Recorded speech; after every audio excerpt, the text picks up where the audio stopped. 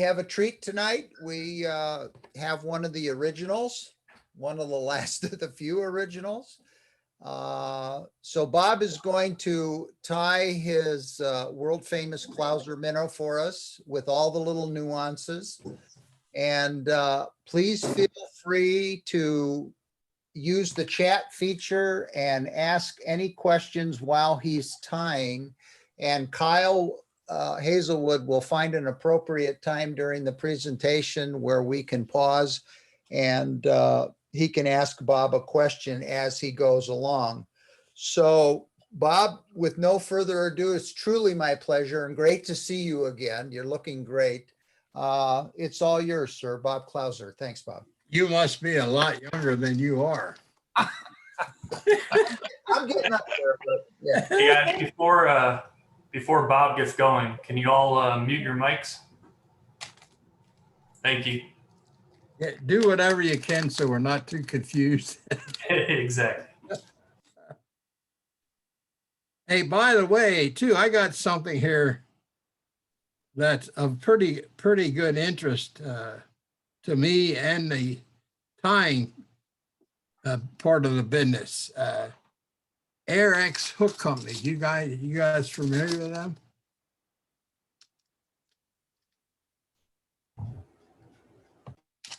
They are making, for me, a Clouser Minnow hook, which is, it's a little bit different and a wider gap in it.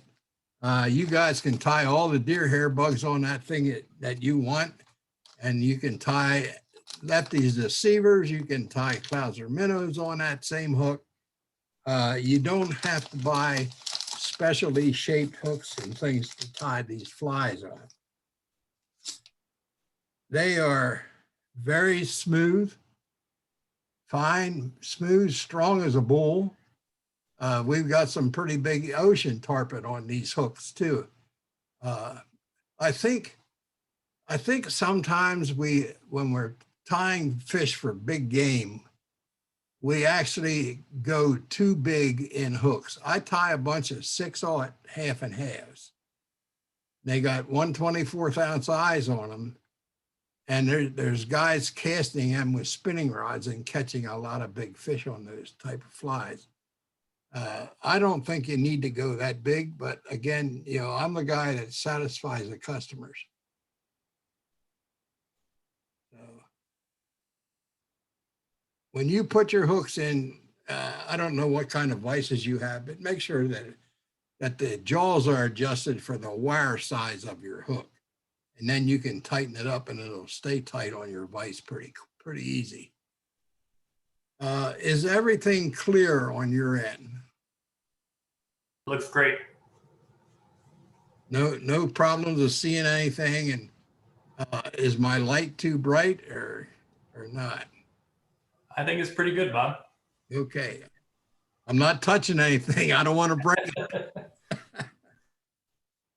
Okay, let me show you something here. You can put eyes, these barbell type eyes, on hooks that you can barely move them yourself without gluing them. But I do recommend a fast super glue type, and I'll show you where to put that.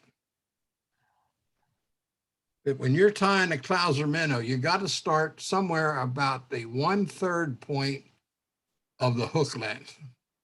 And I want to put a bump of the tying thread on here at that point.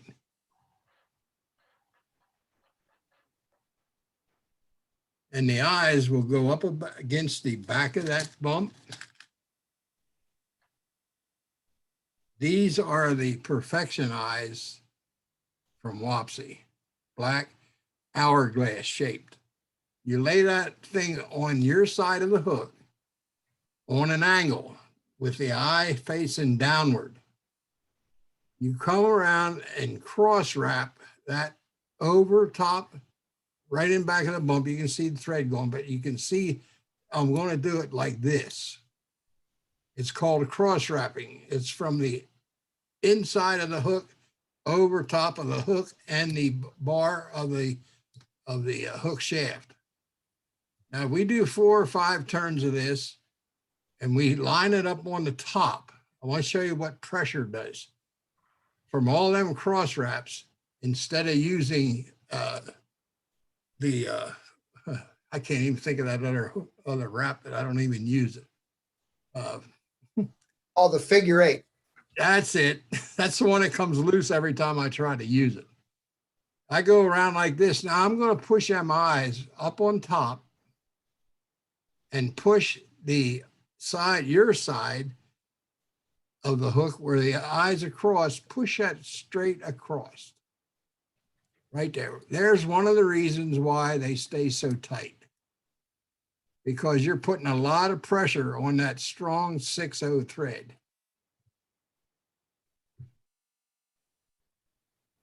Then I'll come this way and do a couple more turns.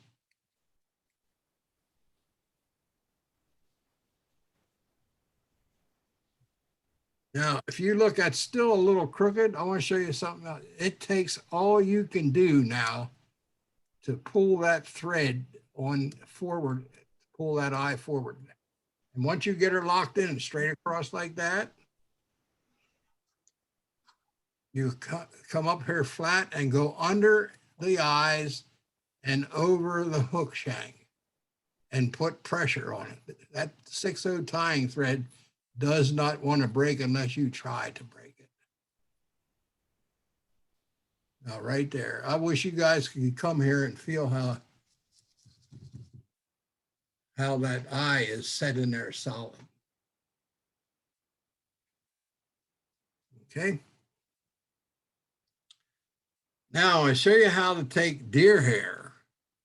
And on my website, you can get, and they don't cost a thing. We got some free things on there. One of them is a picture of a deer tail where you can take the best hairs. You can see right here where I'm digging that. The best hairs for all deer hair tail streamer flies come out of the top 2/3 of the deer tail. If you get down in around the butts, they're hollow. They'll flare on you and you'll get an ugly looking head really.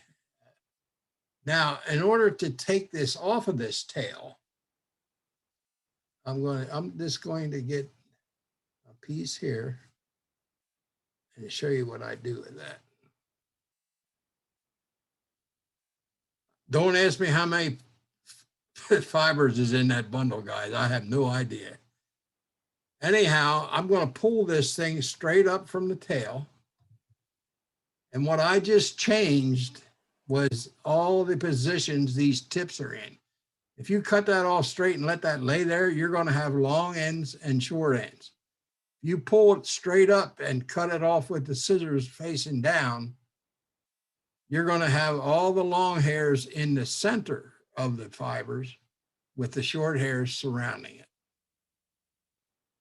Now, watch, I'm going to come up to here, put the scissors, it's going to be hard for me to show you this. Put the scissors on that skin, cut them off, and pull straight up. There's the clump. Now, what we're going to do with this clump, I look around for one odd hair or two and pull it out of the bunch. Now I'm going to hold about 3/4 up the bundle, pinch it between thumb and forefinger, and I'm going to pull all of the short, loose fibers out of that bundle. That's one pull. There's more coming out. What this is almost like, it's like grabbing a piece of squirrel tail bundle and pulling the inside out, which you're going to remove half of that squirrel tail bundle and end up with pretty much all guard hairs and all the soft hairs that would mess up your head or allowed you to pull all the guard hairs out of the bundle are gone. And the same thing happens here. I want to show you how to cut this. The Clouser Minnow is made with a high tie method called high tying. And you got to squeeze this clump into a real hard squeeze oval. And I'll show you what the oval looks like.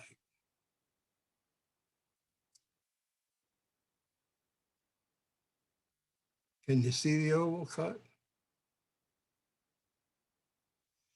Now we're going to put this on here first. This is going to be the belly.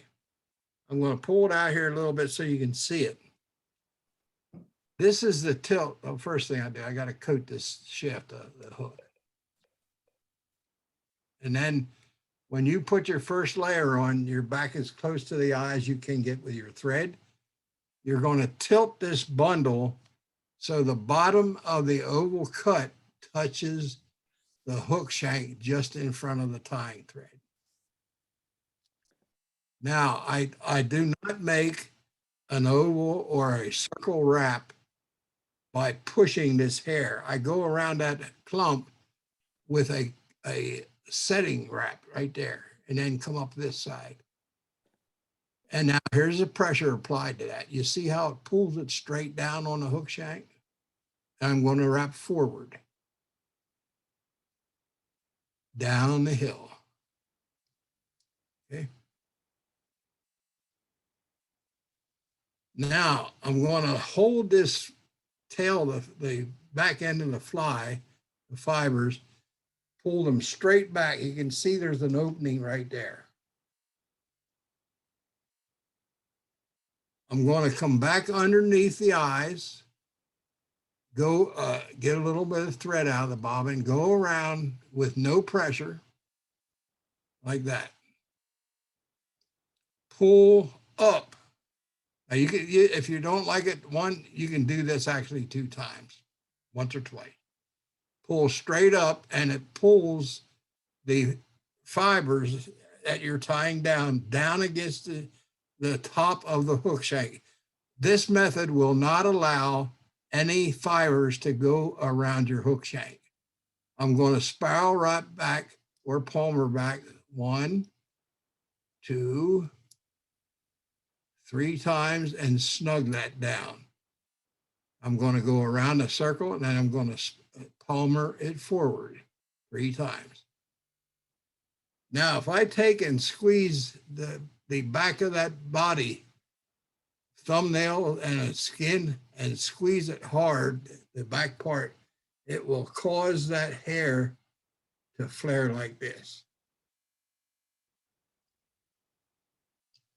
It's not we're not making a round paintbrush, fellas. We're making a minnow shape. Okay. Now I'm going to come under the eyes and go front. I'm going to wrap around the hook eye itself, back of the eye, and I'm going to make a couple little palmer wraps right here and let that thread hang right there. That's going to be the back of the head of the fly. I want to go back one more turn here, right there. There's where I got to hang the thread. Now, there's numbers and colorations of chartreuse. I think there's probably 50 different shades that they call chartreuse. This is called signal green chartreuse. That's just how it's labeled.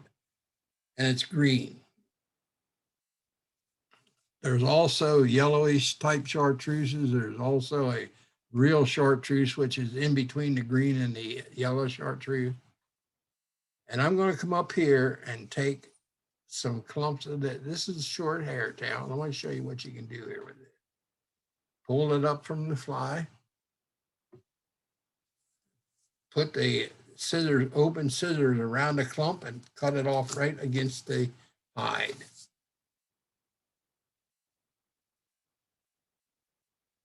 I'm going to come back here now to that 3/4 point that I was telling you about and pull the short hairs out of this clump.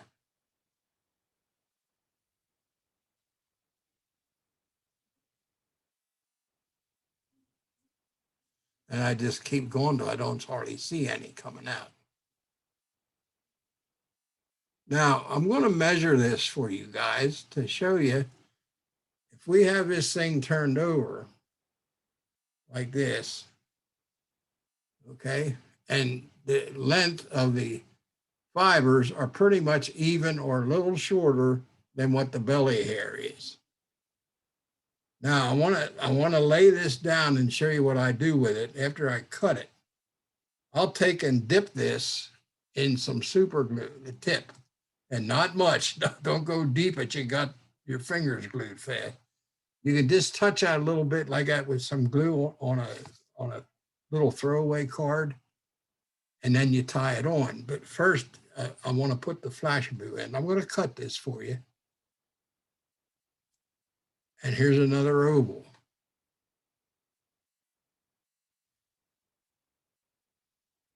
Okay, now you can pick this up all at one time with that glue on there, as long as you don't touch the glue if you want to lay this down again, but you don't, it's not necessary. A dip and tie on. Now, I've had guys ask me and actually tell me how much flash they use in their flies. I don't know what it is. I just cut it the way I want it. A bundle that could have 10 fibers in it. I don't think it matters. I've had guys tell me they use one strand, and I guess they catch fish on them too. So I'm not arguing how much flash you want or should have. Just put flash in it. Now I'm going to bring the tying thread up to the right to the rear of the hook eye. Stretch this out, and I can show you a couple different ways, but this is the way I was used to do it. Fold it around the tying thread. Bring the bobbin straight up above your hook and pull on the hook or on the bobbin straight away from the hook point, and your flash fibers go straight down on top of the hook shank like that. Then you can wrap back over top of this to where you want your head to be formed, and that's about this place right there. Pull this up, split the hook with it, cut it off about 1/4 to 1/2 an inch longer than the belly hair. I like flash sticking out the back end of the hair because a lot of times them bass will, or the trout will follow this fly. If they cannot see that flash going on and off at the back end, they'll turn away from your fly. So that helps get your strike, is have 1/2 an inch of flash, and the fish cannot lose this fly. It's always flashing and stuff from the back end. So they won't lose it. Now, if you can straighten your hook up like that, pick up this bundle. We just had it, and I'm going to reshape it to show you. This will be your final set. If you want to make that wet with super glue, go ahead, just touch it on there. Lay this on, tilt it upward. Come around loosely like this. Pull straight up. Adjust it with your finger. And then when you tighten it up here, I got a piece of flash stuck in there. Get rid of him. Now wrap one turn in front of the other forward. You're now automatically shaping the head. Now you can go back over top of it, come in front again, and you can build the head as much as you want in the back, as much as you want in the front. This is very thin thread, so you won't get it bulky.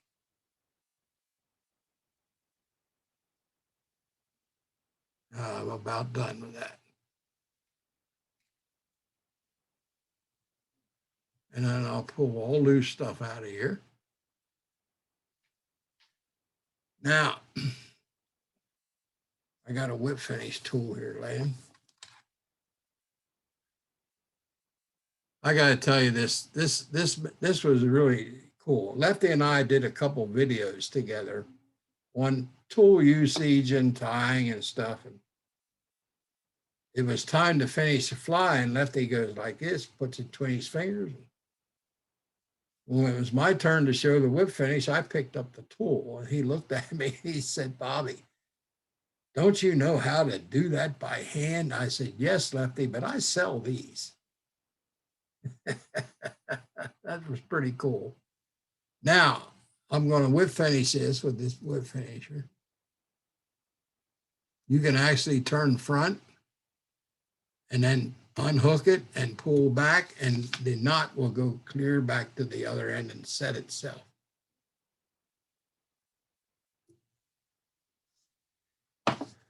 Now I'm going to show you guys how I use the socialize.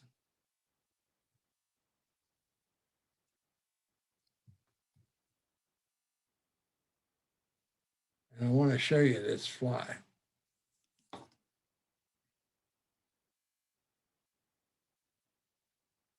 This is what high tying does for you. See how wide that back end is? And the high tying procedure is hard to show because what it is, it's only 1 or 2 thread wraps in front of the last bundle you just put on. That separates the hair like that. Now, this fly here, when you pull it through the water pressure and the fly is moving through the water into it, the water pressure will push the tail, the light stuff together. Every time you stop the retrieve, this will open back up as long as there's no pressure on the fibers.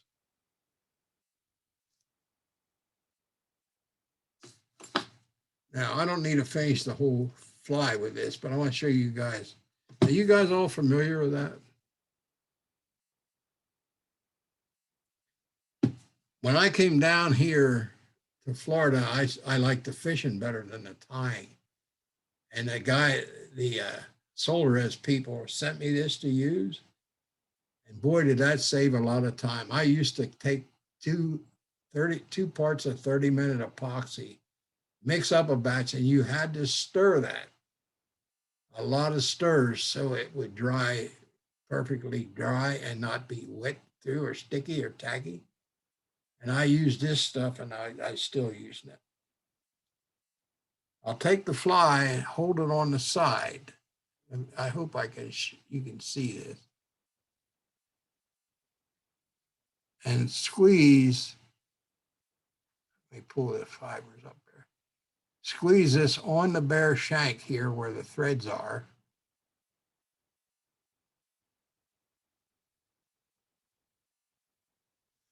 Go around the eye. Come up here and cover this. And do the one side of the head.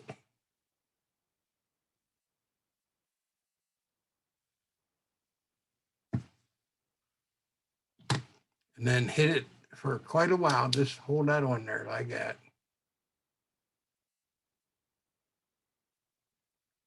Then I'll turn it up over and do the other side of the fly like that and hit it with the thing. I'll put the covered side towards you. Maybe, can you see the light shining off of the head? Okay, that's enough of that now. Okay, you got any questions on that? Do that, because I'm going to get my friend in here to put this show on. Yeah, hey, Bob, I got a question. Yeah, Jackie. I was surprised. I saw you set the eyes on the hook, and I have been guilty for a number of years of setting my eyes too close to the eye. I didn't. Why? That's terrible. Now, do you want to put them just in front, basically, of the hook point? I don't like them close to the front of the hook. I don't think the fly dances enough. You know, and it all depends on what you're doing and whether you're catching fish. If you're catching fish, you don't need to change it. So, We need to be host to share the screen. All Right. right, just a moment. Okay. okay, I'm on the phone with my brother. okay. Okay, try now. Okay, let me try it again here. There we go. Sorry about that. Her daddy's in a hospital getting a heart operation, and she's on the phone with her brother. Yeah. Yep. Hold on just 1 second here. Go ahead. Okay. Now they want the bass show tonight, right? Yeah. Okay. Let's go back. Okay, you're good. All right, guys. If I have any problems, I'll be calling her again. Hi, guys. Thank you. So, yeah. Now, did I answer that question right on? The fellow just asked me a question about the eyes. Yeah. And If one you, more thing, the presentation eyes, Bob, are those brass eyes that are machine? no, they're lead. Okay. I don't like the brass and the other artificial type metals because they don't give you the right action. You'd have to use the biggest eye they make to get them things to work like these little 130 eyes do. The 130 and the 150, I'm going to tell you something else I would like you to remember. There's an eye weighted chart on our website that tells you why that you should use a certain weight of rod for each weight of those eyes. And it's all about the ease in casting and the ease in casting longer distances with the weighted flies. That's a heck of a chart, and it's got all the eye sizes on there and which rod likes the best, which weight likes the right weight. That's on our website, and that's free.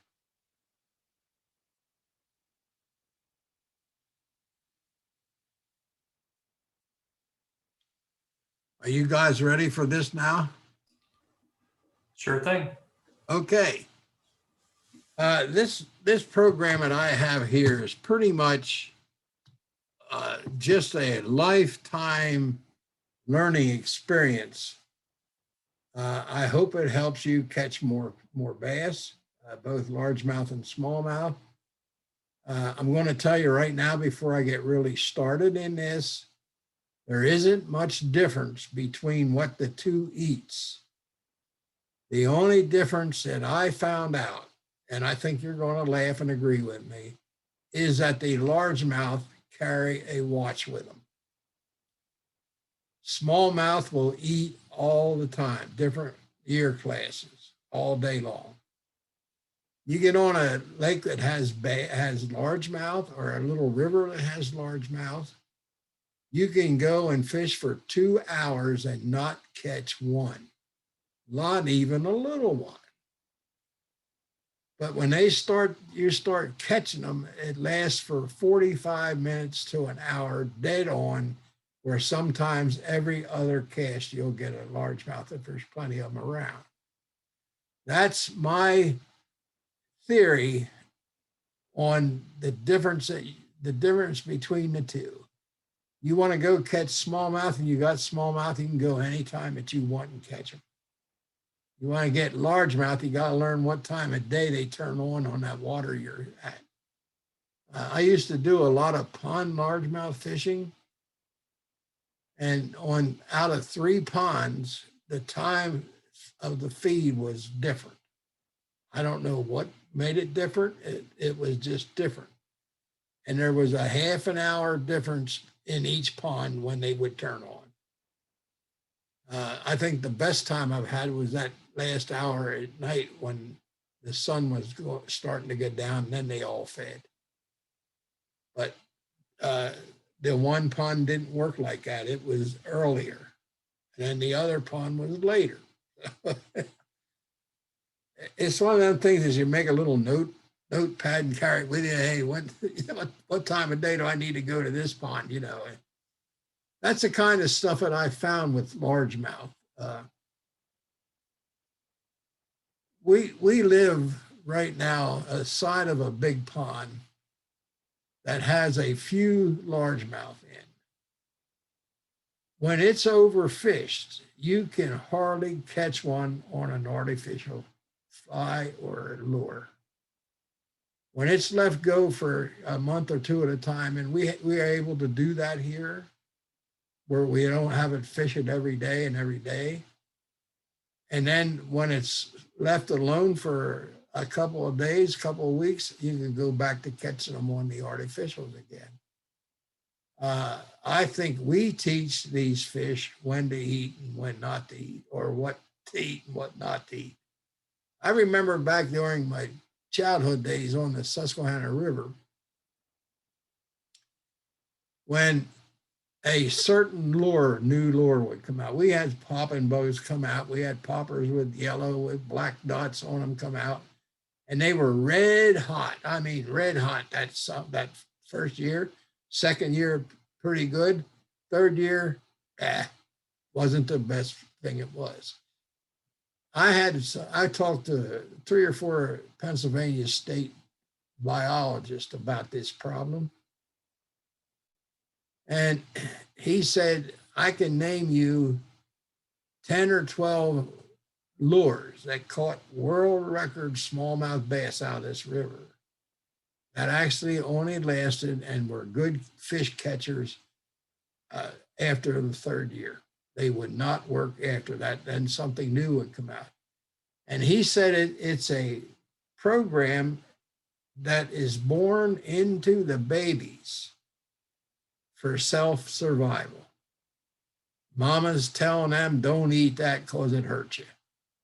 And that gets programmed into them different nesting years. And the longer it goes down the line, maybe 10, 15 years, it starts to go back to the original. So if you have any biologists who want to talk to them about that, go ahead and mention some of that stuff. Them guys got a lot of good answers and good reasons how to catch a fish too. Okay, we're going to get this program started here now. Largemouth and smallmouth in lakes, rivers, and heavy cover. I'm sure you guys love to fish this heavy cover. If you look at this cove with the lily pads in, there's not a wind mark on it. And this is the only time you can fish this successful with a fly rod.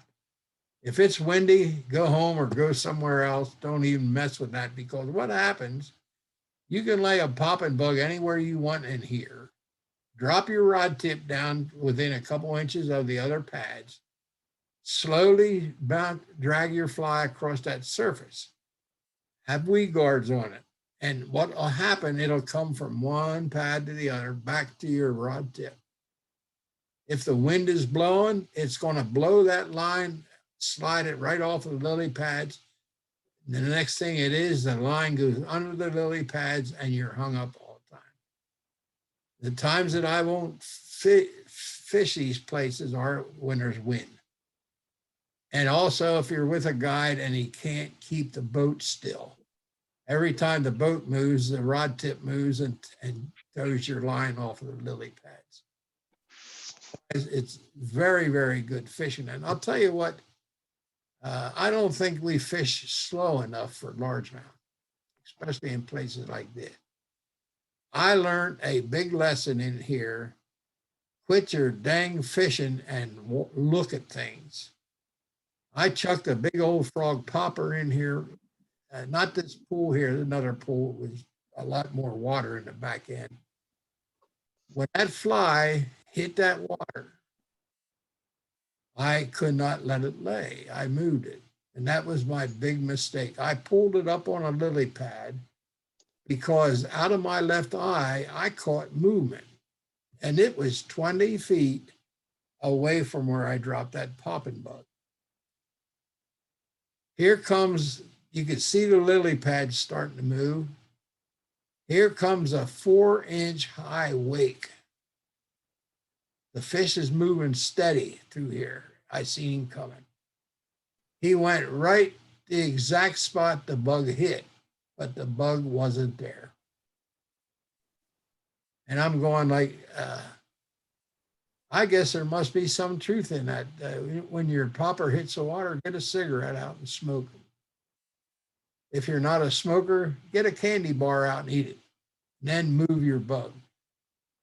That fish stayed in that opening for exactly, I looked at my watch when he come in there, and he was there for 4 minutes looking for that hair frog that hit that water. I moved it, and I was about 3 feet away on another lily pad. I moved it enough to make some ripples off of it. That bass charged that lily pad so hard and fast, he sucked the whole pad in his mouth. He was that big. And when he leisurely stuck his head out of the water and kind of moved it back and forth, the pad and the frog fell right out of his mouth. I don't know what happened to that bass, but that was a good 10 or 12 pound bass. And I went back to that spot 4 or 5 times that 1 month, and I never seen him or caught him. And I think somebody else probably got him out of there before I did. But that's the thing, is to cast, look around, let whatever heard that thing hit the water, and he come and look, and let him come and look for it, and then move it as he's got his nose up against it, and he'll explode on it. You guys are going to find it. Yes, I am addicted to this bass fishing, smallmouth and largemouth. And I love big flies. 5-6 inch long streamer flies are not too big for these fish. I fish red and white hackles. I'll tell you, I can tell you a little bit about that, but while I'm bringing it up here, with 7-8 inch long hackles sticking out the back for muskie, and I caught a good bit of muskie on that. And every bass we catch on that big fly is 17 inches plus. Every big bass I eat. Now, here's a smallmouth, and this fellow's name is John. And John called me about a month before this and said, Bob, I want to come up and I want you to take me on the river, teach me how to fly fish for these bass. I brought him up. I said, the first thing we're going to do, John, get down in some big rocks, and we're going to fish close to the boat. And we're going to fish with our crayfish pattern. And it's going to be easy, the easiest way you're going to catch fish. So I took him in there, rigged him up, put a weight a foot above the crayfish, dropped it in, drifted nice, give John the rod. He made a cast between that 2 rocks and left that fly come down through there natural, never moved the rod. His first bass ever was 17 inches. Man, he said, this is easy. Okay, try it again. John, he dropped it in there and he got a 13 incher. He said, well, that's a little bit, it fought good. I'm going to like this bass fishing. So he made his 3rd drift, and I seen this bronze side turn over and suck that fly in. That water was nice and clear. In 8 feet of water, you could see the fish down there. And I said, John, I believe you got the biggest bass that ever was in my boat. He playing around, he gets him in. I put him in the net so he wouldn't drop off. Measuring 23 3/4 inch. And you know, John said, oh man, Bob, can I go home and tell my buddies it was 24? And I said, man, you're learning quick on how to be a bass fisherman. And I said, John, I want you to think of something here, what you just did. I have lived on this river. I've never caught a bass this big. I've caught them to 23 inches, you know, on that kind of stuff. I caught them that. I said, but never one bigger than this or 24 inches. And I said, John, I think maybe you got to quit bragging a little and just remember what I'm going to tell you.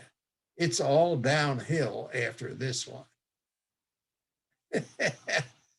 So, and he said, well, Bobby, you're probably right. He said, because I'm not much of a bass fisher. John, right now you're the king of the fly rodders on this river today. Don't let nobody kid you. And then smallmouth, and I love fishing the poppers for them. I think we catch more of this species off of the surface and around lily pads and grass beds and than we do on fishing streamer flies and underwater type flies. I got to show you this boat because I seen some old guys in there, and believe me, I'm 82 years old. I'm done with the 20-foot boats and the flat bottoms and the big engines and 90 horses and stuff like that. I want to play now. I got a 9 horsepower motor on the back of this skiff.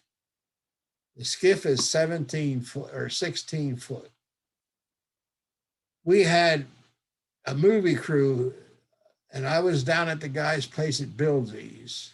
A movie crew stand 5 guys in the rod rack and could not upset this boat. And I went, wow, that's the safest little boat I was ever in. I'm going to have me one now. And the reason that this doesn't upset is on the bottom, there's a 6-inch wide chine, they call it, which is 2 inches deep, a big suction cup around the whole bottom of the boat. Makes this thing so stable. I had this out on Lake Michigan in 6-foot whitecaps. It bounces around, but it does not sink. It doesn't tilt or anything like that. Then another boat that does you good is the aluminum John boat. You can put up to 50 horses on these if you want, if you know where you're going. I ran a 90 horsepower jet on my 20-foot aluminum boat for years and years out there. Never had any trouble with it. I hit a few rocks that gouged some holes in the side, but the welder took care of that overnight, so I could get back in the water again the next day.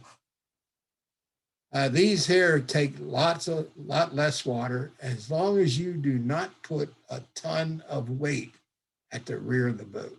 You put a ton of weight back here, and that thing's going to tail down and drag across the rocks and bottom and just give you all kind of problems. It's best if you can store or make a little house, a block house, near the middle of the boat to distribute the weight. And that thing will come up on plane with a 35 horse engine on with 3 guys in. So spacing the weight is very, very, very important in a flat bottom John boat. Now, with the Clouser Minnow and all the weight, I had to talk to some rod companies about making rods with a progressive action that we can cast the weighted flies just like the dry fly fishermen can cast their dry flies. Lefty and I worked for about 4 years on a casting method to cast the weighted flies, and it's called an inverted loop, and I'm going to go into that a little more here. Temple Fork Outfitters made a series of Clouser rods, and every time that a new graphite comes out, this one here is eliminated this year, and they're working on a new set of rods for me that are going to be an ounce or 2 lighter than the original series of rods, that have the same strength. You'll be surprised how easy these are to cast and fish. And again, they're not available. If you find a used one, you can probably buy a used one somewhere. I don't have any at all. This one I use, I have, but there'll be a new series, and they came out with it this year called it the Axiom 2X. It's a blue colored rod. This is the lightest and strongest graphite that any rod can be made out of. This is a real super and easy to cast. Now we're going to get, and again, I use pretty much all 8 weights all the time. I get asked about fly lines. And well, what's your favorite line? I don't have a favorite line. I have one that I use the most, and Scientific Anglers makes it. And because I use it, it performs and is the most durable fly line right now on the market. The floating line, I got to get us back here. The floating line is a mastery, long tapered, called the Titan. This line is what is designed to throw weight, and there's your reason it picks the weight up, because it's a weight forward weight management system. You can throw all the poppers you're ever going to need on these 8 weights. Big hair bugs will go on them, big streamer flies, big heavy weight soaked up rabbit type flies can be cast on these lines. This is an intermediate, which I use mostly if it's less than 5 foot deep with clear water. This line here, intermediate and a full sink, and I want you to remember the line sink rate. It's called a full sink number 3, which isn't fast and isn't real slow. Your fast sinking lines that become a hindrance after a while are lines from number 4 up into 8. They sink like rocks. They keep sinking as you bring your fly back. The type 3 will allow you, and also the intermediate, it'll take you longer to get the intermediate down, but if you're sinking flies and you want it to stay 1 foot off of the bottom, these 2 lines will do that for you as you strip it back. If you pause it too long, the fly is going to sink deeper. If you keep a steady stripping motion, kind of like the Susquehanna strip that I showed you a while ago, these 2 lines will allow you to fish that fly at any depth you want to fish it back.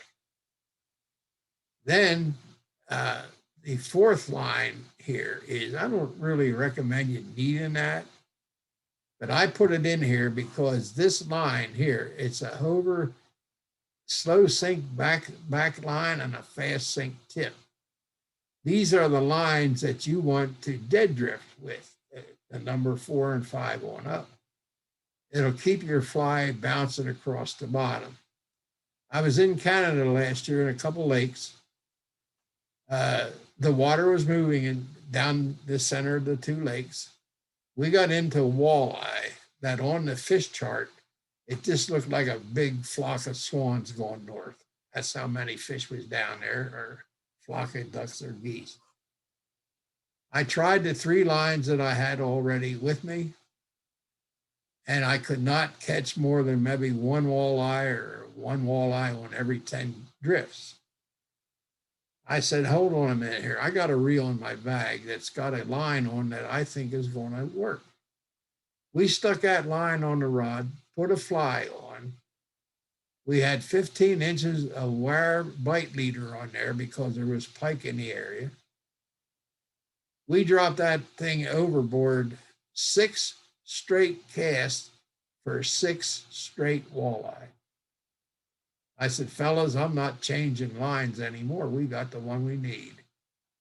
But what it was doing, the thin line, because it was a 2, and it had tungsten weight in it, sunk down quicker than the thicker did. But the thick stuff went fast, put the fly on the bottom, and as that thing drifted past the boat, we were following the tip. When it stopped and started to rise is where we caught the walleye.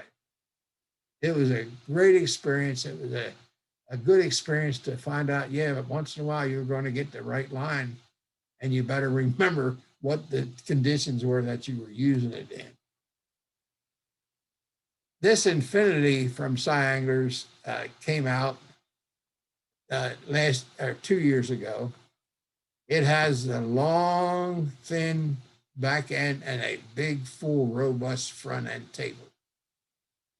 If you can do this line, anything over 70 feet, it'll carry the Clouser minnows and the floaty minnows, that full, long cast that you're able to make. Now,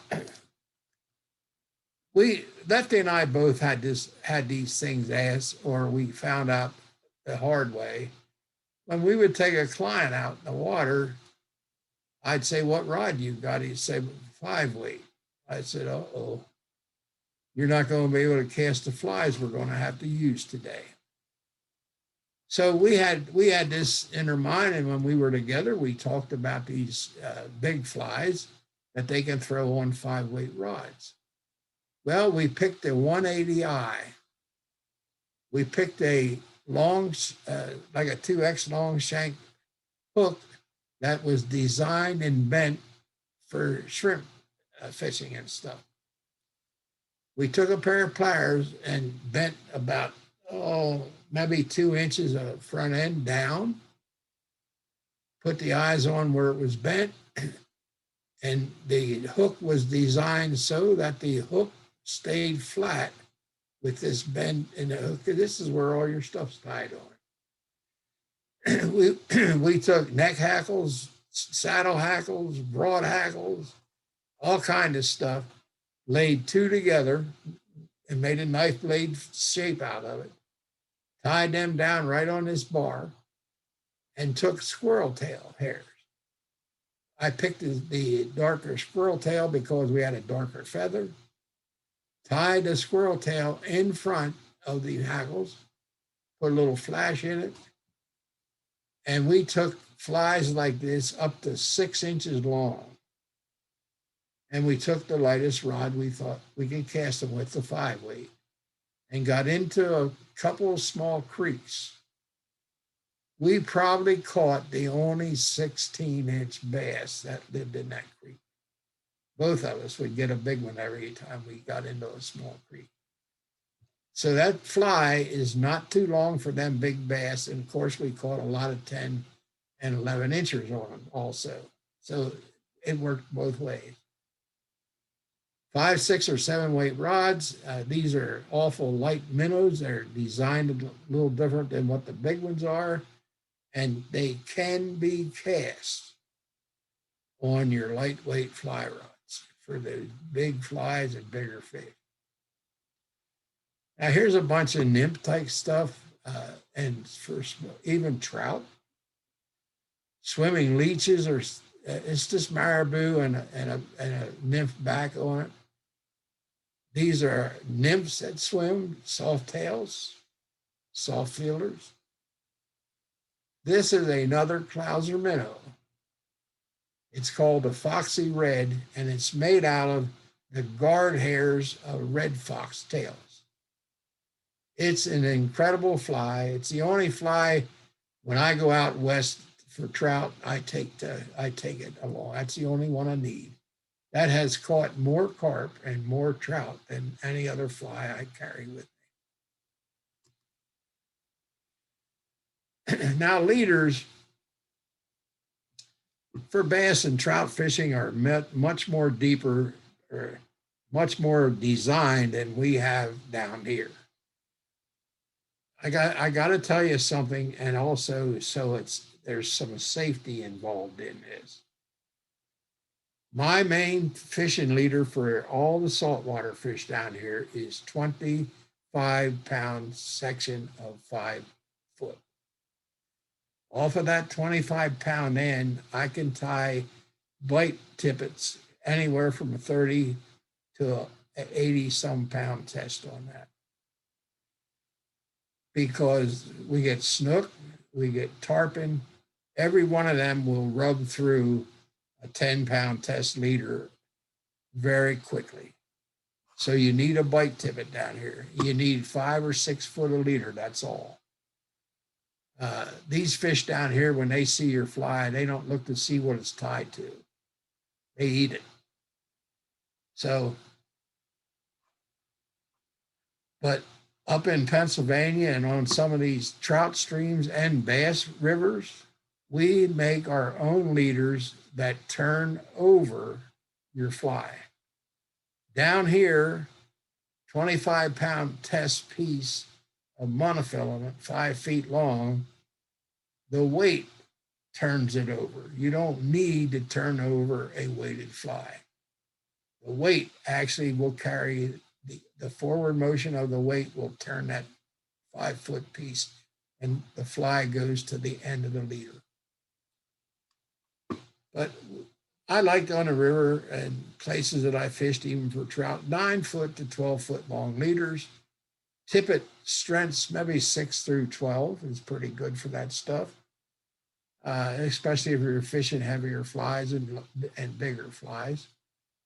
On the intermediate line and the full sinking line, I don't like more than 5 feet. In fact, I use 4 foot. 4 foot of 20, 15 pound, whatever you want to use on a sinking line, you can use that length. And the tippet strength, again, 8 to 12 pound. If you're building a sinking leader for your floating line, it makes an ideal setup when you fasten it to your floating line. We like either Rio's T14, which is tungsten filled fly line, or you can use Cortland's LC13, which is a lead wire filled fly line. The 13 and 14 sinks the same rate. The reason that it sinks the same rate is the T14 is a robust line, a lot bigger than the lead core, which actually slows it down a bit, like the LC13 sink rate.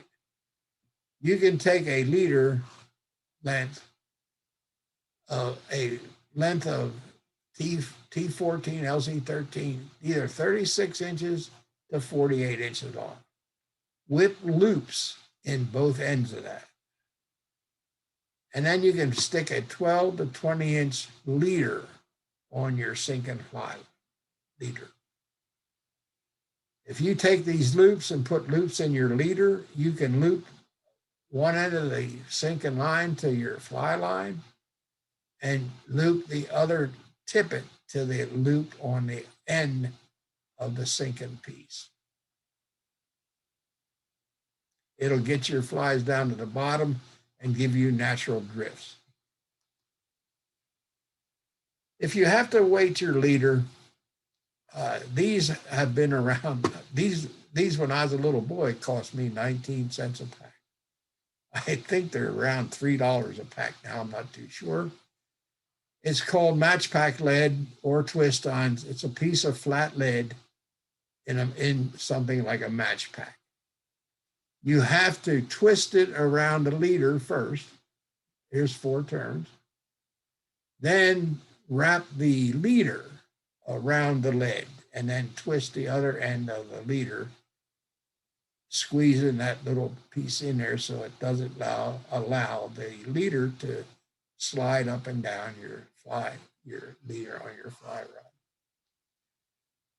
These I still use today because they do not get caught during your drift very much. These things roll over top of little rocks, pebbles, even tree limbs, and don't allow the round weight itself to be wedged in little crevices. It's a good way to get a natural drift out of your nymph fishing methods with your drifting flies. I put this in here, fellas, to show you there is some humor in our bass fishing. There's some humor in our, let's say, our own active daily life. The 2 knots that we use the most are Lefty's non-slip loop knot, which are these, and an improved clinch knot, which everybody knows. I heard some bad things about the improved clinch, and I'm going, I used that stuff for almost 50 years. I didn't have no problem with these knots. The guy that was complaining about it, I asked him what he was doing and how he was tying that. Oh, 4 turns. I'm going, you know what? They slip even up on 5 turns. You need to make 6 turns in a clinch knot or an improved clinch knot before the knot starts to slip. Slipping knots will cause the knot to break. I said, that's all I know about it. I used these things for 50 some years, never had a trouble with either knot, never broke off anything that I didn't try to break off, except this fish right here. We hooked this fish at a down tree. The fish took a fly, went out over 2 ledge rocks, and the second ledge rock cut the leader somehow.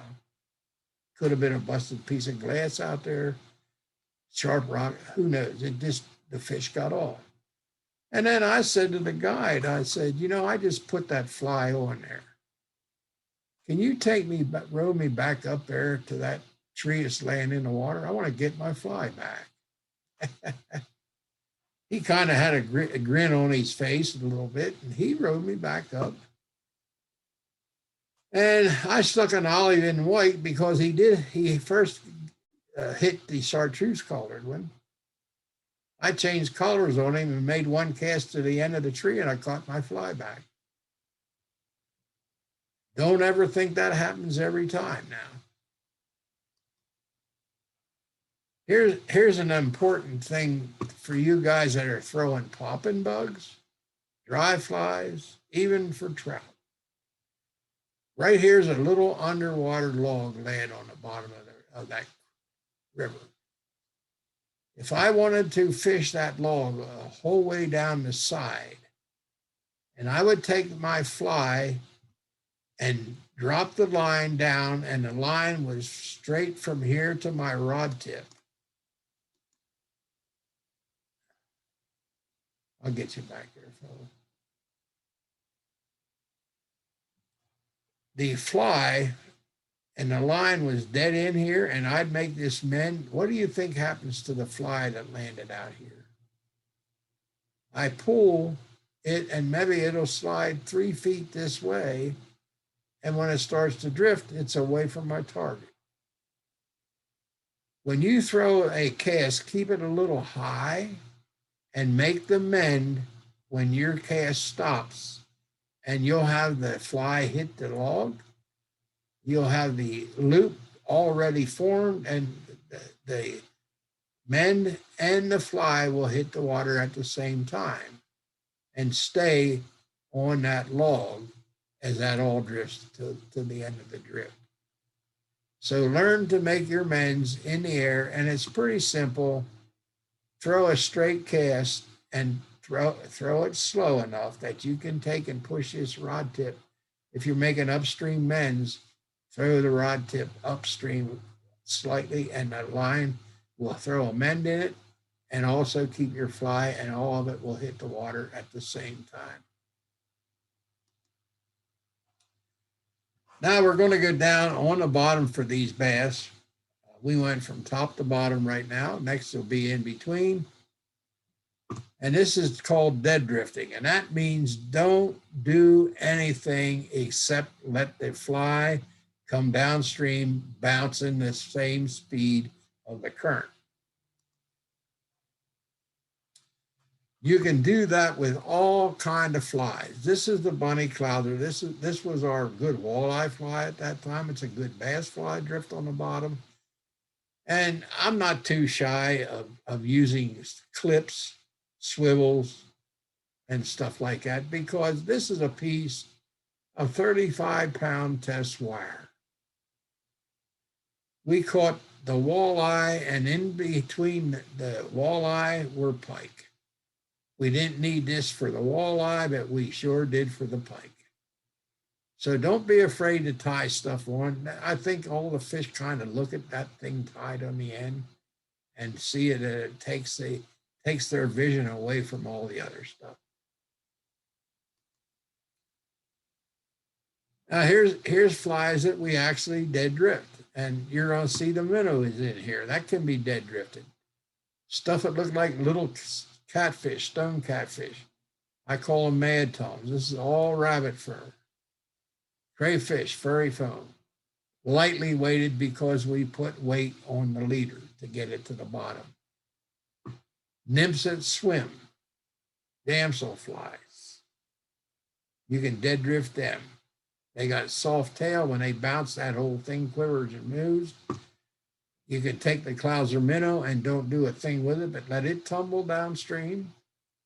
And here's a new fly that was discovered in the Susquehanna River, not by me, because I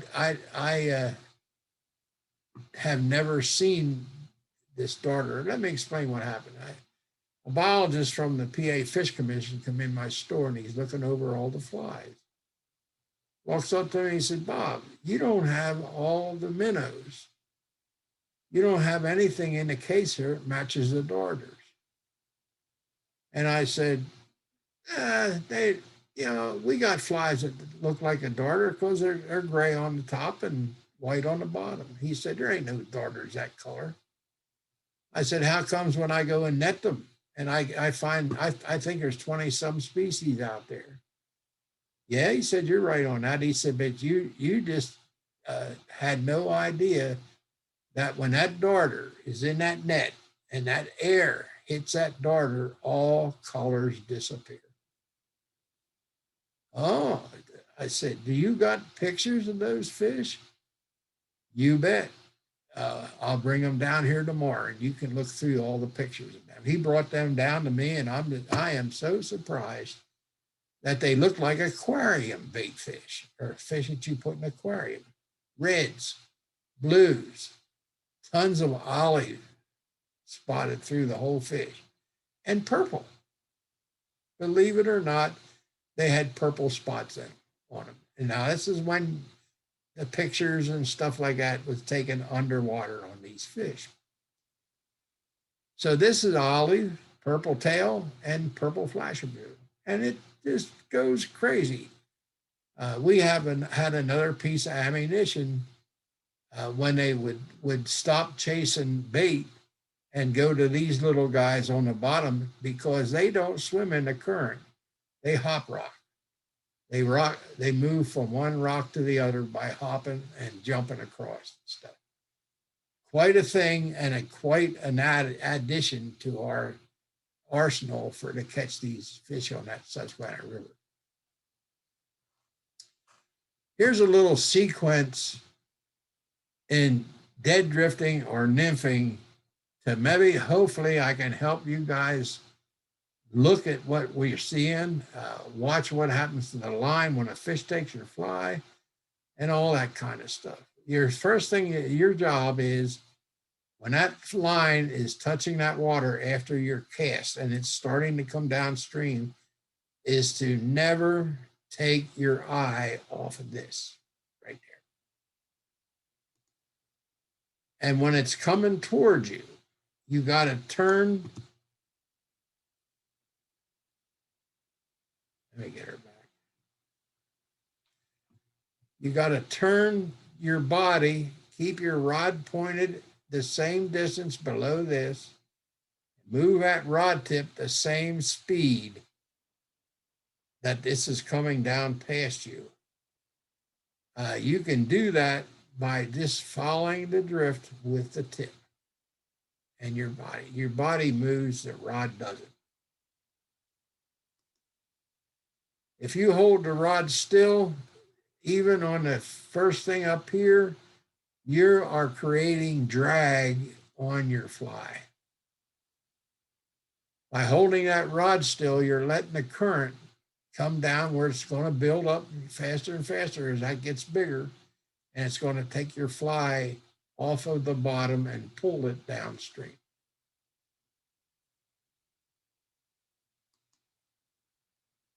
Now, right here, we're doing okay. There's nothing happened. Everything is still the same as it was when it started coming down to you. On this next slide, I don't care if you guys can remember this or not, or want to tell me, what do you see right now that warned that angler to look up to see where the fish was? The line stopped, tells you two things. Either a fish got your fly or you're hung up on the bottom. And 90% of the time, it's a fish got your fly. You will see a streak on the water where the line lifted off of the water because something is holding that back up here. And again, it's a fish. When you strike on a bass and you're dead drifting on any fish, you slowly pick the rod up. You don't strip strike. Please don't do that. You can lift the rod up and make sure that the tension is kept on this whole fight all the time. You got a lot of line laying in the water, and some guys will get a hold of a big old smallie and they'll want to put him on the reel. You know what happens to that smallie before they get it in? He gets off of the fly. What happens when you reach down here, change hands, turn the reel handle to get all that slack in?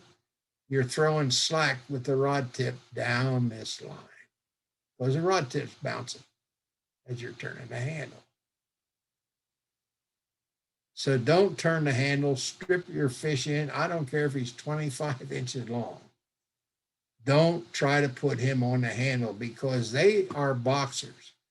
They will use this whole place in here, even your feet, to get rid of that fly out of their mouth. They come at you. They run off to the side. They stick and roll, scratch their head in the bottom of the rocks trying to get the hook out. Always keep tension on that fish, and then there's your reward. Now we're going to go to the top. I learned a lot of things by watching fish and by fishing surface in clear water. One of them is the white fly hatch. In Pennsylvania on the Susquehanna River, this started around maybe the 8th or 10th of July and would move upriver and go clear up 20 miles upriver as time drained out of the summer days. You could follow this hatch by driving upriver and pulling into a parking lot and looking and make sure that the hatch is going on up here at dark. So you got all summer months to fish this white fly hatch. This is what happened if you stayed out past the dark. The river surface of the water itself would have so many dead insects on it that the fish would never find your fly because it could not land on the water. And if we stayed any longer than this, I had to use a snow shovel to clean my boat out. That's why we never stayed this late. Lefty wanted to get a picture of all the flies that were around us at that time, so we stayed and took pictures. I shoveled the flies out and then went to the car wash after we were done. Now, something else, and most smallmouth bass are what you can call a native species because they're not stocked. In places they're not stocked, some places they probably are. And a fish this big is scared to death to show himself to eagles, ospreys, and other things that feed on the surface. So what these guys do, and there's timing involved in this after you find one. When that white fly hatch is on, this guy will come up, suck in a fly, and drift down 4 or 5 feet till he's holding spot. They never stay on the surface and eat the flies as they're coming down on the water. They go back down in their hold, and when they're ready to come up, they eat another fly. Now the angler has to count the number of flies that goes over his hold before he can cast out. This guy here, a fellow from Ohio, called me and said, Bobby, you find me a 20-inch smallmouth. I want to get one on a dry fly. And I said, when I find it, I'll call you and you come down the next afternoon and we'll go out and try to catch him. This guy here was rising. He was eating every fifth white fly that floated over top of where he was holding. He was only holding in 4 feet of water. He'd go down, lay between the rocks, check everything out, not see no bird sign, I guess. And he would slowly rise up. And when the 4th fly went over top of his hold, we knew it was time to make our cast. Bob was sitting in my boat. We did not fish for any of the other fish that were rising all around us. Because if you just disturbed the water with a small fish, he would have went down there and stayed there. They're pretty shy of odd things that happen in their environment when they're eating or feeding near the surface because they want to be safe. They don't want to be bird food. Bob was a good caster. He was watching these flies. He sat there and he counted, I think it was 4 times. He said, okay, I'm ready. He laid that fly 3 feet above the top of the ledge. And it was the 5th fly to come over the ledge, enter his window, and he sucked it down. And Bob had his 20-inch fish.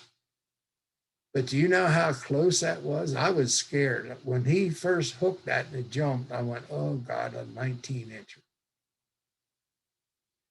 I netted the fish, got it in the boat. It was 20 1/4 inches. I got a $100 tip for that 1/4 inch. And that was good.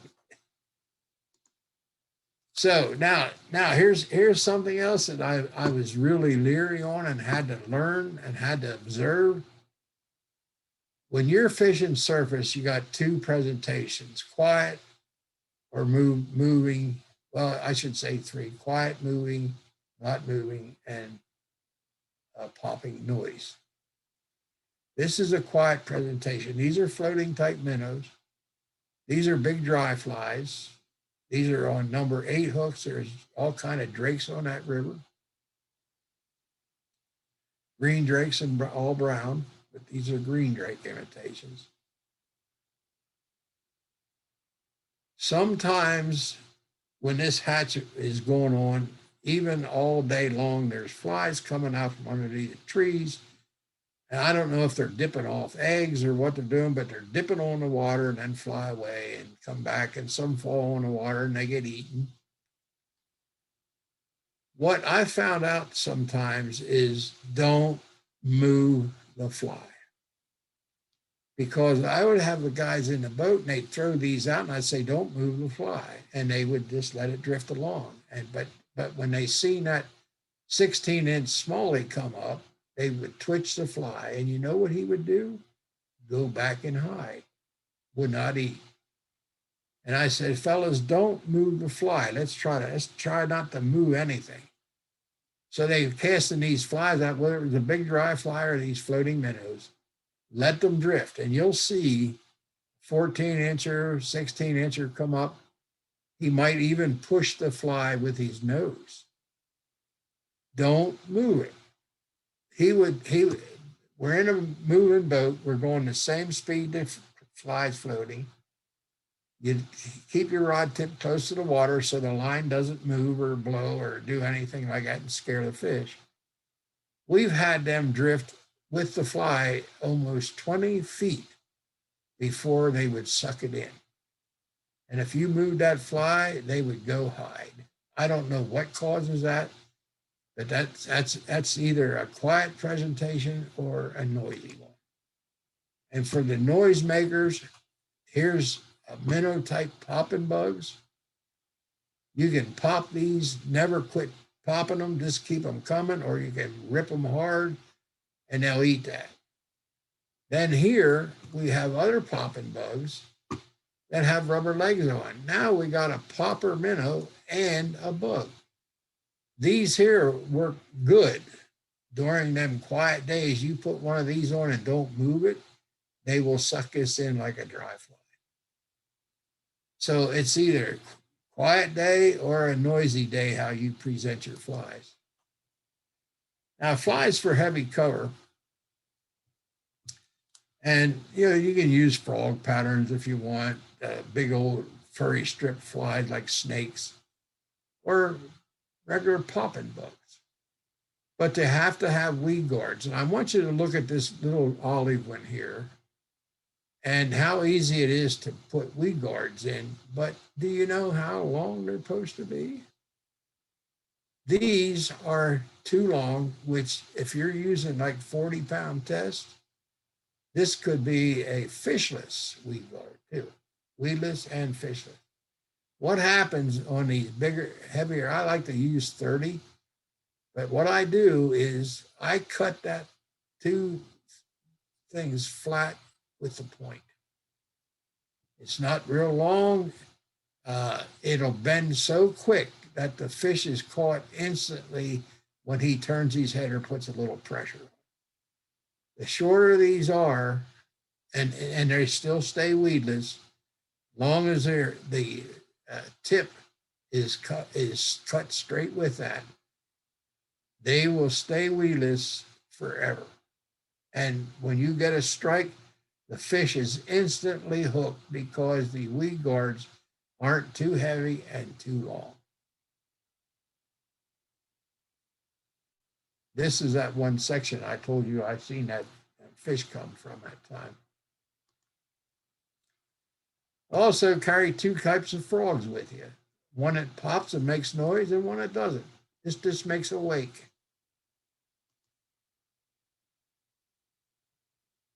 And you can put weed guards on these too.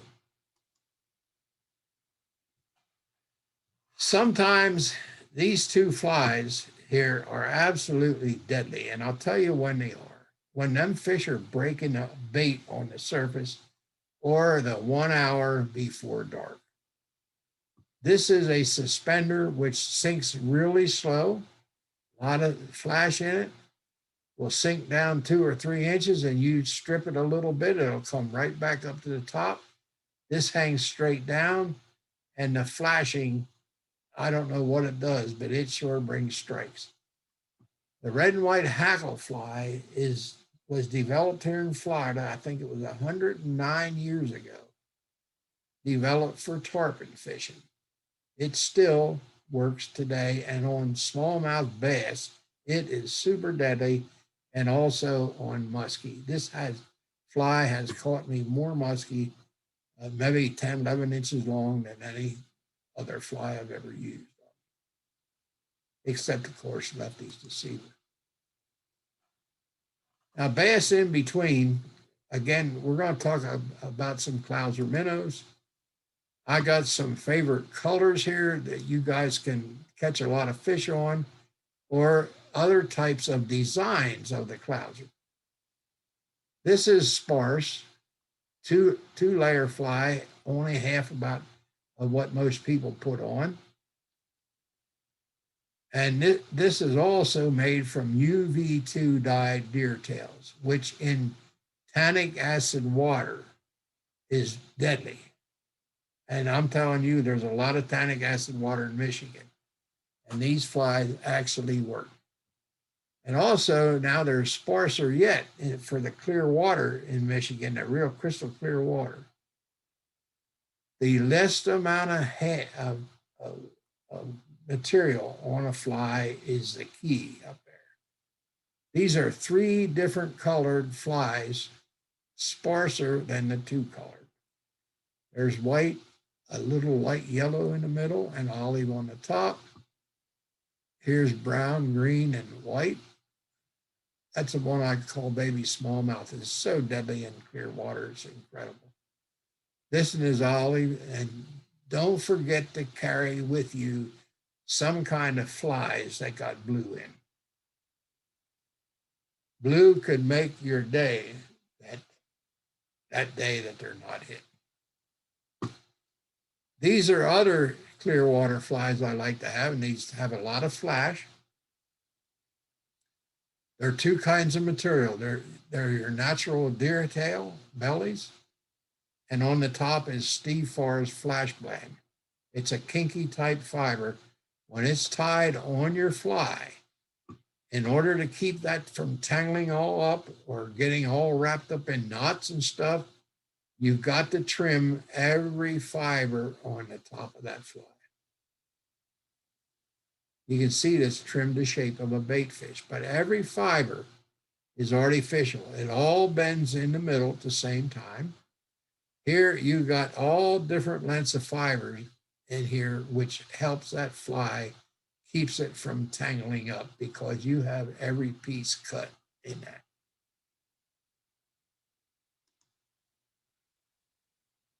Now, I can go out to California. I can go just about any place for all types of stripers, bass, fish that like to eat minnows with these couple color combinations.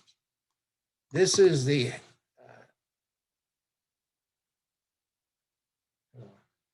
this here is the half and half. That's the rear end is a lefty deceiver. The front end's a Clouser Minnow. And this red and white combination is deadly on stripers. I mean, deadly. Over on the right-hand side, there's a bend back. That's pretty much 99% weedless. Throw it in tree limbs, grass beds, and stuff like that. This is another half and half super fly for big fish. My favorite color. You guys all can use all the chartreuse and whites you want, but if I'm striper fishing or smallmouth fishing, I like the green body, the chartreuse green, and the chartreuse yellow with a lot of gold in it. The baby smallmouth and the red and white actually both work in crystal clear water on bright sunny days. So don't be afraid to use anything that you think is going to work. But these are my two best shades right here. Now, this is where, when I teach fly casting, I try to have a goal that if you can get it 50 feet, and you make a couple of 50-foot casts and you're at it for a couple of weeks, you can get 70 foot out of that. Right here, and I use this clear piece that if two of you are in this boat out here, you look out on that clear water and you can see there's no bass between you and the boat.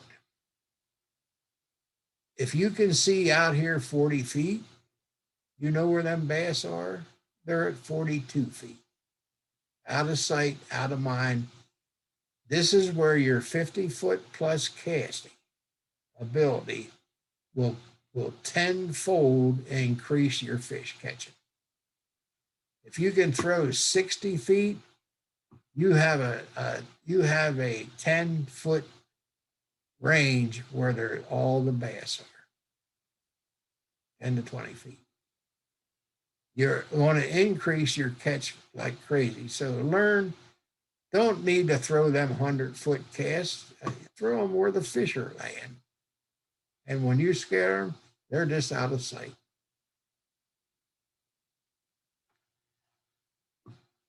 These are some casting techniques for weighted flies. I've got a guy down here that knows he's movie making stuff. We're going to put this on a videotape. We're going to make this casting because I'm not the only one that thinks this is important. There's a lot of great fishermen, fly fishermen down here in Florida, in Texas, in Alabama, in Florida, North Florida, that would like to see this tape available to the casting crew. So we're going to do it. We're going to make a date and get this thing done. What happens is when you cast up over your shoulder and move the wrist actually downward, the fly line comes up over top of the rod and goes towards the water in the back. With this inverted loop thing and the way you start your rod tip back will automatically make the fly come low and travel upward on the back cast instead of downward. Also, you will never get hit on your shoulder coming front. You'll never hit your rod tip again with a fly. This is an incredible method. Here you can see the angler is pushing the rod tip away from her body, okay? The tips, you can see where her feet's fishing, facing the shoreline, the rod tip. All you need to do is keep that hand still. I'm going to tell you guys this so you remember this all the time. And Lefty told me this 35 or 40 years ago. We're always talking about trying to help somebody be able to cast further so they can catch more fish. Or the biggest problem was when we came out with the Clouser Minnow. They could not handle it because of the weight. One thing was the wrong rod weights and so on. If you take and turn your body, keep your hand dead still, don't move the hand. Lefty told me one time we were talking about casting in the boat. We were talking about teaching people and seeing oddball things. And I said to him, what's the best thing I can tell somebody of the mistakes they're making? Well, Bobby, he said, if you're doing something, you're probably doing it wrong. And I thought about that for a long time, and he's right. You don't ever move or karate chop or pump this hand at all. This is all body movement and line following the rod tip's action. Here you can see the main line is now under the top line. This is come back and stop quick. Don't turn the wrist back down or oval the wrist, just stop it. The rod already straightens itself up and pulls a line on your back cast. The fly, and this is a big fly, just to show that how it works, is underneath the loop. Okay. There again, it's almost up even with the rod tip before it starts front. Okay. Now, the angler turns the upper part of the body forward, pulls the arm, hand, and everything forward and does not force the hand down. This thing really loads a rod. Look at this. You're pushing the palm of the hand front with the rod facing sideways. You can't get any more strength out of your rod than that. And what this does for you, you can make a tight loop. I don't know how many of you in there will not believe this until you can get it going. You're not supposed to throw tight loops with weighted flies. You're supposed to make loops as big as a tractor trailer to swish this thing out. You can do that if you use a wrist. Without using this wrist for anything and pushing the hand to a stop, it will form a loop for you that you probably never made before. This is made with the method that we're using and also the loading and unloading of the rod. Makes its own loops. Weighted flies pulled upward and off to the outside of the rod and angler. This prevents a collision with the rod or the angler. Right here. Angler's position at the end of the cast. No thumb down, no forcing down with any energy at all. It's all straight away from you. This is a Susquehanna strip I was talking to you about. You can see the rod at a straight, and sometimes we keep the rod tip on the water. The angler will pull the slack till it reaches the leg, and then you can force the thumb by pushing on the fly line very, very quickly till a stop, a fast stop. And you can see that the fly only moves about 1 foot during this whole series. There is not one fish that can't catch that fly and you can't pull it away from them. Now, I got this up in here because presentation is talked about just about on every different species. There's probably 500 definitions for presentation.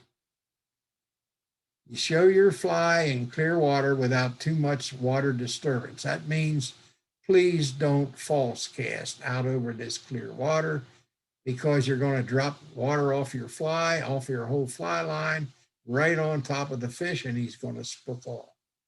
Also, just vary the speeds of your retrieve, slow to fast to faster. You guys all know pretty much where to find fish is wherever there's cover and shade. I got to show this because this is my son, and he says, do you ever tell them who that is? And I said, yeah, but I don't let it on the screen very long. Right here, this was some of my favorite stuff. That's Mike O'Brien pushing Lefty upriver. I'm the guy standing in the water taking pictures.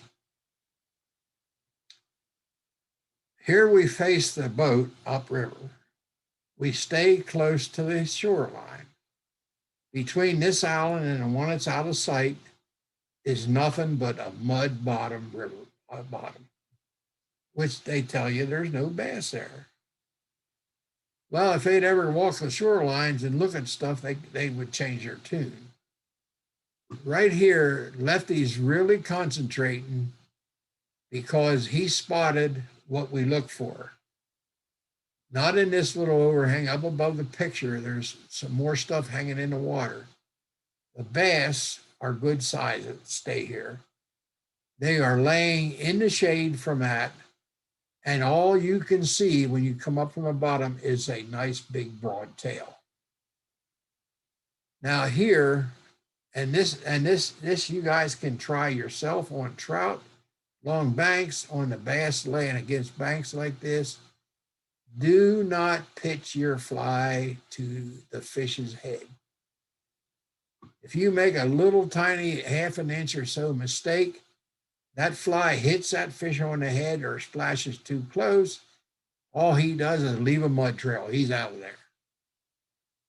If you can drop your flies within 1 foot of that fish's tail, from the fish to the back, he will take that fly in an instant and be on that fly with mud thrown in the air and a leaping bass with your fly in his mouth. They will instinctively hit your fly, just as if a big bug, a small bird, or anything worth eating would drop out of their sight, because it's a response, a feeding response that you're creating. You'll catch more fish by casting popping bugs and streamer flies at their tail when you see them, instead of throwing them at their mouth. It's an incredible thing to learn. And when we found out this habit of their feeding, we caught lots of big fish in these places. Right here is one, a little tributary going to another lake that we went back many a times. And right on this point, we would spook this big boy out. And I said, why we keep spooking that fish? I said to the guy, why we keep spooking that fish? Let's catch him. Oh, he said he won't eat after he's spooked. I said, well, what about before he's spooked? We dropped anchor right out here at the mouth of the tributary, threw a Clouser Minnow, dropped it within 2 inches of this corner, and there's your fish. he wasn't scared. Nothing disturbed him. He was ready to eat and attack anything that come past his holding spot. Tailing carp.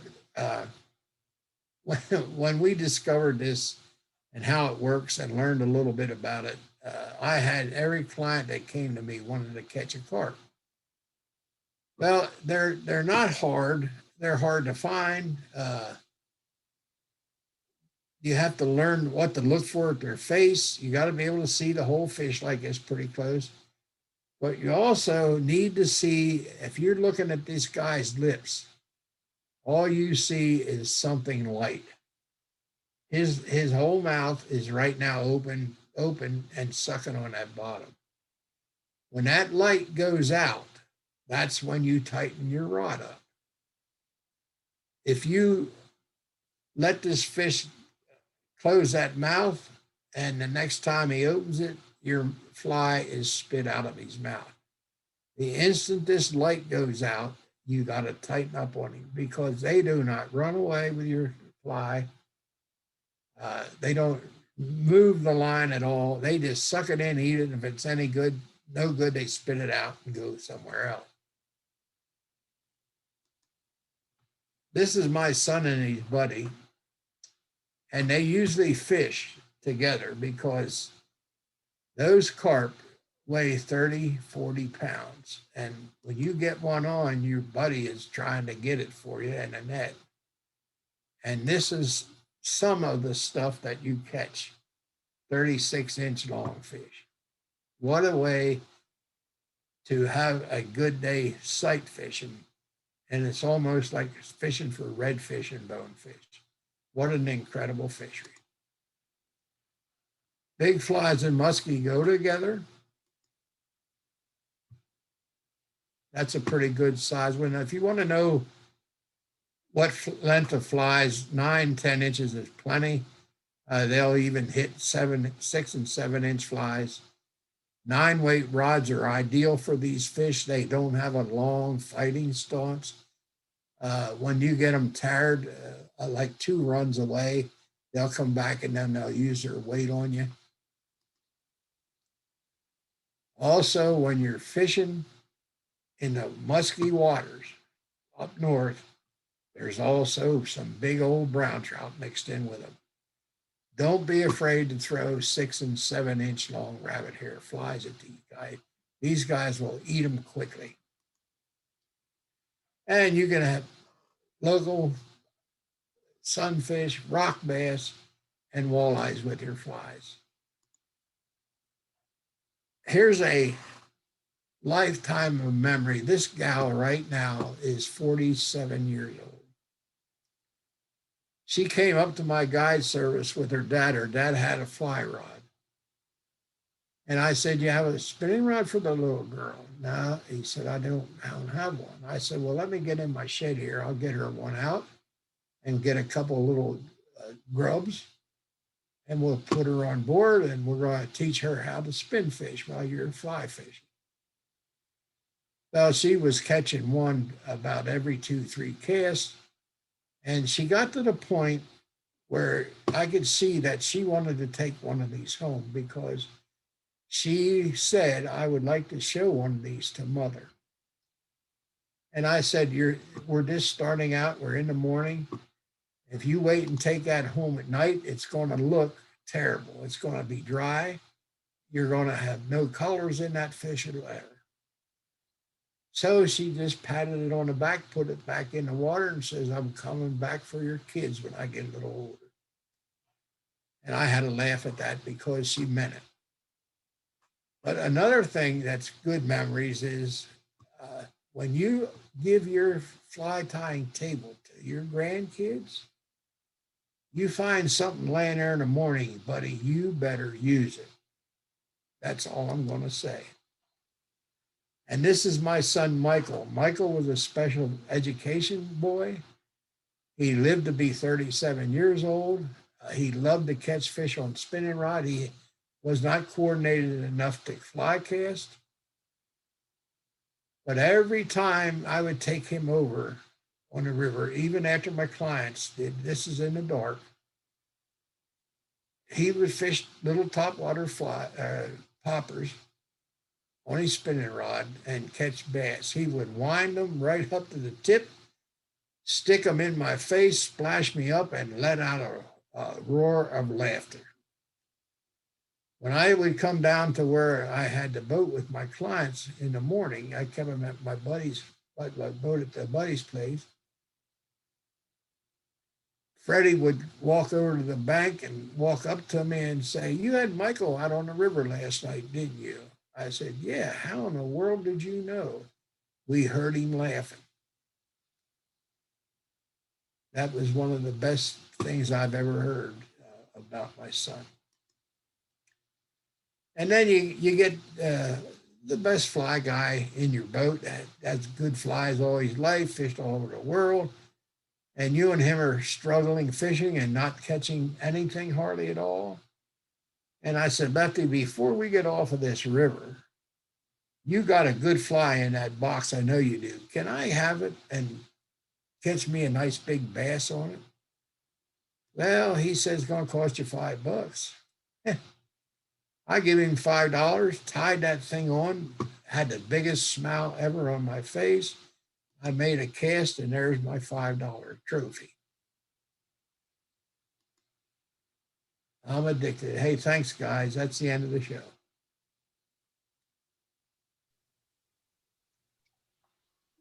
Well, thanks, Bob. That was great. That was fantastic. It was a lot of fun. Well, I like to have the fun. It was fun fishing and learning stuff too. Oh, man.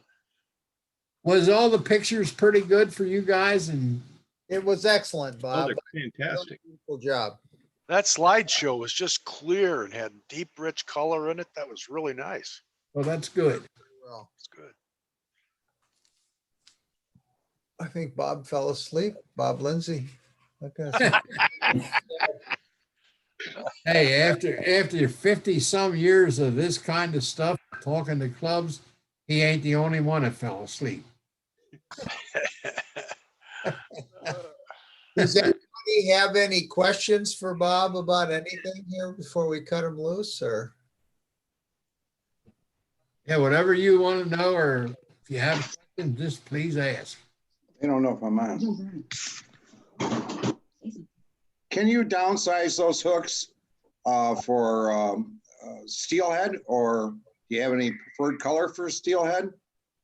We got hooks from I think they're from 8 on up, size 8, and we also have a short shank hook would be ideal for steelhead for eggs.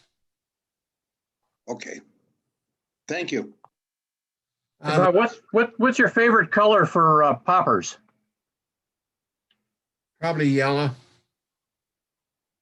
That's the old lefty color? Yeah.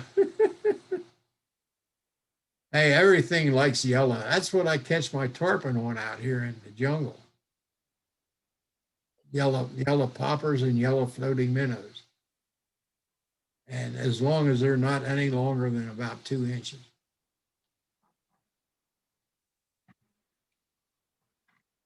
So.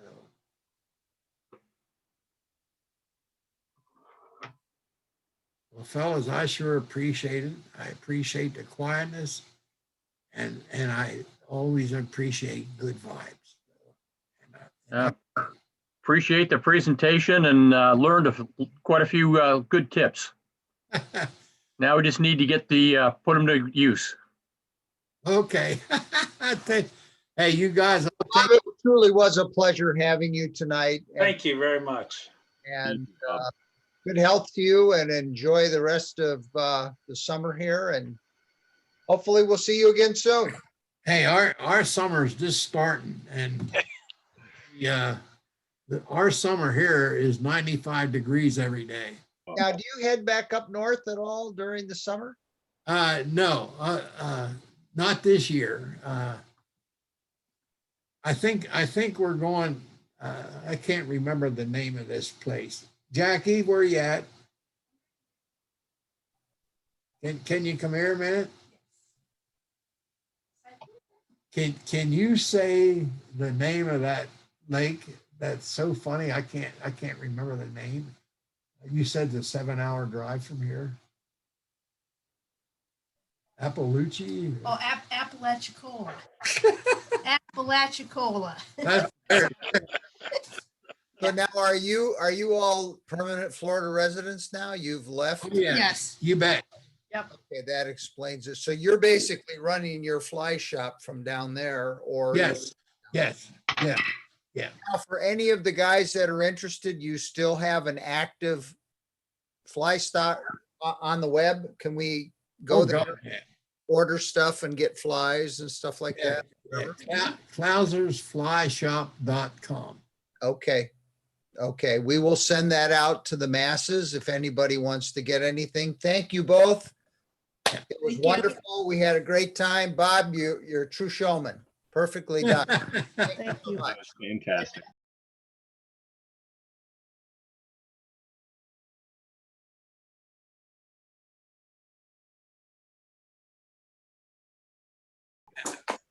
Here's a question for you, Bob.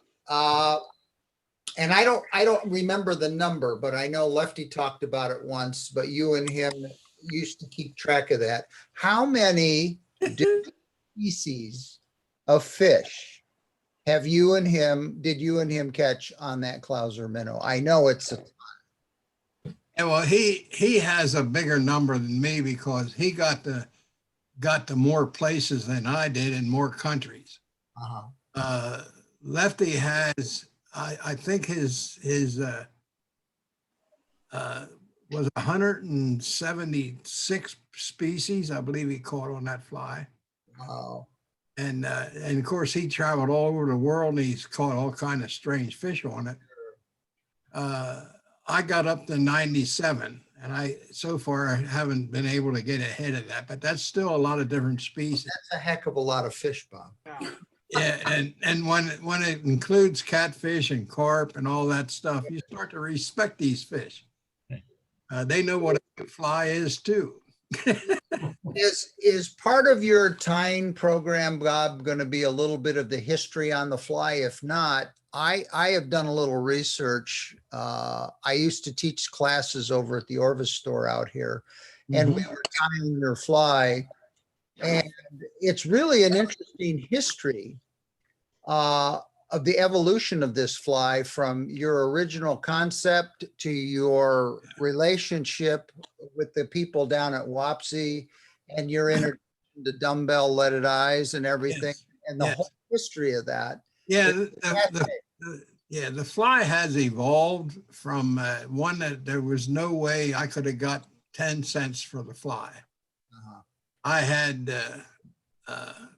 water gremlin split shot squeezed over a hook, and where the split earrings were that you squeeze shut, I laid tinsel and deer tail hair in them little fingers and squeeze them shut with a pliers. That was to hold the flash and to hold the some of the deer tail fibers. And Bob, when was that year-wise? When was that? That was back in the mid 80s or early 80s that I started to experiment on the fly that I was looking for it to do. I wanted a fly not to look like the minnow, but I wanted a fly that acted like anything that they were chasing, how it gets away and hides. Okay. I studied a lot of hooked bait fish and the predators chasing them. You cannot pull this Clouser minnow too fast. The faster you move it and the quicker the spurts are on the stop of the pull the fly, the more fish you're going to start catching on these things. The fly itself, when we changed the stripping motion of it on the river one day, from me watching about 6 big smallies chasing bait. They were running the bait to the surface and the minnows would turn around and go straight for the bottom, and the bass would just chase them all over the place. when How's Carl? we were stripping the fly back, a lot of times we were just moving it at one certain speed. It did not act like a minnow that was trying to get away from these bass.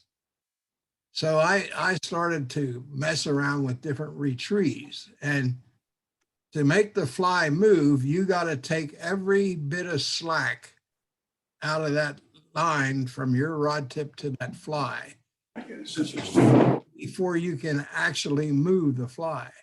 Wow. So I have about a long pull where I hold the rod pointed down towards the water and pull back to my I'm a right-handed caster and fisherman. So I would pull back to the middle of my leg, Okay. right where your side pocket is. Yeah. And then from there, I would speed up the stop by pushing the thumb straight back as fast as I could. And that actually moved the fly about 1 foot. That's all that you can move that fly with any kind of speed or enhancement of an escaping bait fish. About anywhere from 10 to 12 inches of escaping motion, but it's real fast movement. And right away, when you stop that retrieve, they got your fly. So am I safe in assuming then that lead dumbbell eyes really weren't even available until the early 80s? And it was the I can't remember his name, but the guy down in Wapsie. Yeah, it was Tom Schmucker, the owner of the company. Yeah. And so he designed those, or he came up with the idea? Yeah, he took none of us really cared. Somebody's We never- Echo. We never cared too much for the bead chain eyes because you couldn't get no weight out of them. They would not pull very straight. They'd go all different directions, but you could not speed them up and stop them. Tom took the bead chain, different sizes of bead chains, and poured lead in them. That's how he came up with the eyes. wow. And then the eyes that are called presentation come in all black. Yeah. Because Lefty and I found out there was only two good colors in eyes. One was the red and black, and the other one was all black. So No kidding.